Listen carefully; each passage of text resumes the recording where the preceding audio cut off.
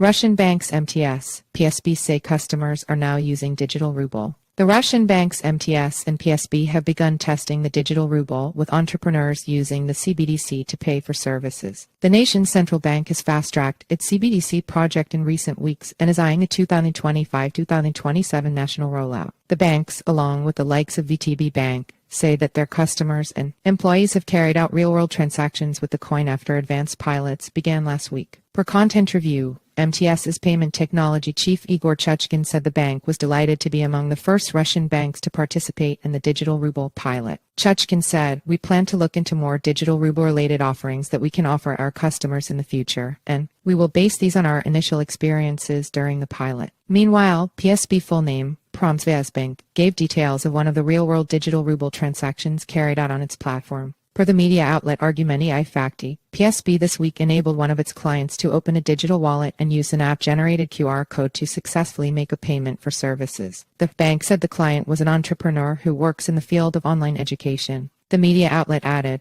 the entrepreneur was also able to exchange digital rubles for conventional rubles and vice versa via the PSB mobile app and carried out a B2C business-to-customer transaction in digital rubles. Transaction fees using the digital ruble have been set at 0.3%, although P2P transactions can be made free of charge, the central bank has stated. Russian banks pushing for CBDC progress. Some 11 other Russian banks are also testing the CBDC with a select group of their clients in almost a dozen cities nationwide. The central bank says that 16 other banks, including a number of regional banks, are ready to quickly join the pilot. But not all of the country's biggest banks are keen on the CBDC. The nation's biggest banking association has called on the central bank to slow the pace of the pilot. And two Russian megabanks, Sberbank and Tinkoff, dropped out of the pilot at the 11th hour. It is currently unclear if the duo will join the pilot at a later date or if they will wait until they are legally obliged to process CBDC transactions. Earlier this year, experts claimed commercial banks could lose $684 million a year if the central bank launched a CBDC.